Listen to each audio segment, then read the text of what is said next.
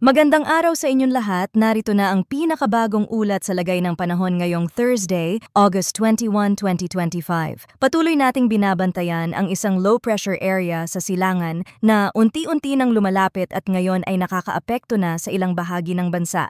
Alamin natin ang pinakabagong detalye tungkol dito. Kung gusto mo naman lagi kang informed sa lagay ng panahon, huwag kalimutang mag-subscribe dito sa channel. Ayon sa Pag-asa, kaninang umaga ay nakita ang sentro ng low-pressure area sa layong 705 kilometers sa silangan ng Infanta, Quezon. Kasabay nito, patuloy na nakakaapekto ang southwest monsoon sa Palawan at sa kanlurang bahagi ng Mindanao na siyang nagdadala ng mga pag-ulan at thunderstorms. Kaya ang magiging lagay ng panahon natin ngayong araw sa Metro Manila, Bicol Region, Calabarzon, Cagayan, Isabela, Aurora, Oriental Mindoro, Marinduque, Romblon, Northern Samar, Eastern Samar, Samar at Biliran. Asahan ang maulap na kalangitan na may mga pag-ulan at thunderstorms na dulot ng trough ng low pressure area. Posible itong magdulot ng biglaang pagbaha o pagguho ng lupa lalo na kung may malalakas na buhos ng ulan. Sa nalalabing bahagi ng Visayas kabilang ang Zamboanga Peninsula, Basilan,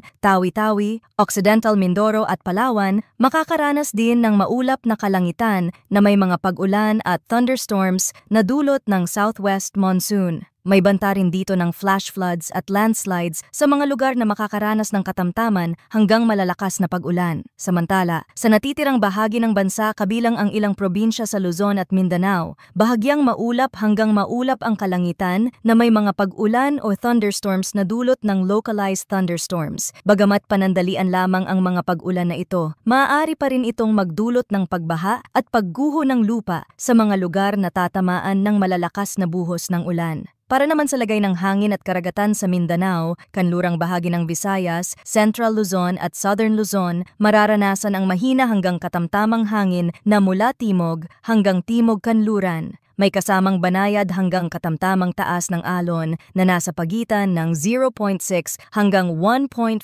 meters. Sa Northern Luzon at silangang bahagi ng Central Luzon, mararanasan naman ang mahina hanggang katamtamang hangin mula silangan hanggang hilagang silangan at may banayad hanggang katamtamang taas ng alon na nasa parehong range. Sa nalalabing bahagi ng bansa, mahina hanggang katamtaman din ang hangin mula hilagang kanluran hanggang kanluran at may banayad hanggang katamtamang taas ng alon. Ngayon naman silipin natin ang pinakabagong tropical cyclone threat potential na inilabas ng Pag-asa. Para sa unang linggo mula August 20 hanggang August 26, may isang TC-like vortex or TCLV sa loob ng Philippine Monitoring Domain. Batay sa forecast, ang TCLV-1 ay posibleng tumawid sa Northern Luzon na may low to moderate chance na maging tropical cyclone. Sa ikalawang linggo mula August 27 hanggang September 2, inaasahan na kikilos ang TCLV-1 papunta sa Vietnam Hainan area. Bukod dito, nagpapakita rin ang forecast models ng posibilidad na mabuo ang isa pang TCLV o TCLV-2